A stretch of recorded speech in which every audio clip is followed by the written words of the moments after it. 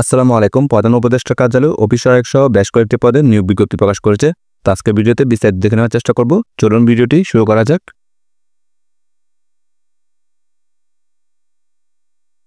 দেখতে পাচ্ছেন প্রধান উপদেষ্টা কার্যালয়, বাংলাদেশ বিনিয়োগ উন্নয়ন কর্তৃপক্ষ, বিনিয়োগ ভবন। 1 নম্বর পদের নাম হচ্ছে সিস্টেম অ্যানালিস্ট। পদের সংখ্যা হচ্ছে একটি, বেতন দেওয়া হবে 5ম গ্রেডে। শিক্ষাগত যোগ্যতা লাগবে computer science and engineering, electrical and electronics engineering, information and communication technology বিষয়ে স্নাতক সম্মান বা সমমানের ডিগ্রি, পাশাপাশি সহকারী system analyst, programmer, computer operator, supervisor হিসেবে 3 বছরের চাকরির অভিজ্ঞতা। 2 নম্বর পদের নাম হচ্ছে প্রোগ্রামার। পদের সংখ্যা হচ্ছে একটি, বেতন দেওয়া হবে 6ষ্ঠ গ্রেডে। শিক্ষাগত যোগ্যতা লাগবে computer science and engineering, electrical and electronics engineering, information and communication technology বিষয়ে 4 বছর মেয়াদী স্নাতক বা সমমানের ডিগ্রি, পাশাপাশি সিনিয়র কম্পিউটার অপারেটর বা সহকারী প্রোগ্রামার বা সহকারী রক্ষণাবেক্ষণ প্রকৌশলী হিসেবে ন্যূনতম 4 বছরের অভিজ্ঞতা। 3 নম্বর পদের নাম হচ্ছে সহকারী পরিচালক, বেতন দেওয়া হবে 9ম গ্রেডে। পদের সংখ্যা হচ্ছে 16টি। শিক্ষাগত যোগ্যতা লাগবে 2য় শ্রেণী বা সমমানের জিপিএ সহ অনার্স বা মাস্টার্স পাস, পাশাপাশি কম্পিউটার জানা লাগবে। 4 নম্বর পদের নাম হচ্ছে হিসাবরক্ষক কর্মকর্তা। পদের সংখ্যা হচ্ছে একটি, বেতন দেওয়া হবে 9ম গ্রেডে। শিক্ষাগত যোগ্যতা লাগবে বাণিজ্যে কোনো বিষয়ে 2য় শ্রেণী বা সমমানের জিপিএ সহ স্নাতক সম্মান অথবা মাস্টার্স পাস। এছাড়াও কম্পিউটার পরিচালনায় দক্ষতা রাখতে হবে। 5 নম্বর পদের নাম হচ্ছে জনসংযোগ কর্মকর্তা। পদের সংখ্যা হচ্ছে একটি, বেতন দেওয়া হবে 9ম গ্রেডে।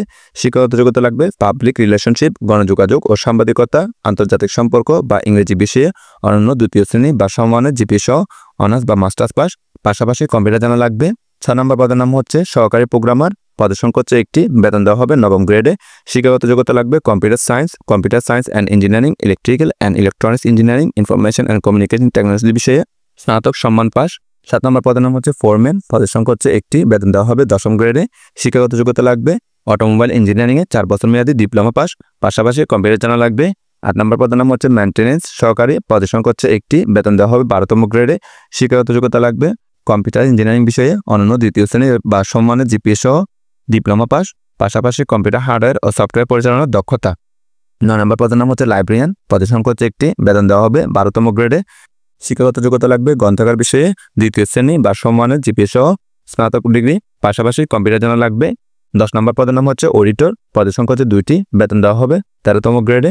শিক্ষাগত যোগ্যতা লাগবে বাণিজ্য বিষয়ে 2য় শ্রেণী বা সম্মানের জিপিএ সহ স্নাতক পাস, পাশাপাশি কম্পিউটার জানা লাগবে। 11 নম্বর পদের নাম হচ্ছে বিনিয়োগ সহকারী। পদের সংখ্যা হচ্ছে 24টি, বেতন দেওয়া হবে 16তম গ্রেডে। শিক্ষাগত যোগ্যতা লাগবে 2য় শ্রেণী বা সম্মানের জিপিএ সহ স্নাতক পাস এবং কম্পিউটার জানা লাগবে। 12 নম্বর পদের নাম হচ্ছে অভ্যর্থনাকারী। পদের সংখ্যা হচ্ছে একটি, বেতন দেওয়া হবে 16তম গ্রেডে। শিক্ষাগত যোগ্যতা লাগবে 2য় শ্রেণী বা সম্মানের জিপিএ সহ স্নাতক ডিগ্রি, পাশাপাশি কম্পিউটার জানা লাগবে। 13 নম্বর পদের নাম হচ্ছে ফটোগ্রাফার। পদের সংখ্যা হচ্ছে একটি, বেতন দেওয়া হবে 16তম গ্রেডে। শিক্ষাগত যোগ্যতা লাগবে 2য় শ্রেণী বা সম্মানের জিপিএ সহ স্নাতক পাস, পাশাপাশি স্বীকৃত প্রতিষ্ঠান হতে ক্যামেরা পরিচালনা এবং ফটোগ্রাফিতে সনদ সহ কর্ম অভিজ্ঞতা। 14 নম্বর পদের নাম হচ্ছে লাইব্রেরি সহকারী। পদের সংখ্যা হচ্ছে একটি, বেতন দেওয়া হবে 16তম গ্রেডে। শিক্ষাগত যোগ্যতা লাগবে 2য় শ্রেণী বা সম্মানের জিপিএ সহ স্নাতক ডিগ্রি, পাশাপাশি কম্পিউটার জানা লাগবে এবং ইংরেজিতে পারদর্শিতা হতে হবে। এবং সর্বশেষ বহুল আলোচিত পদটি অফিস সহায়ক।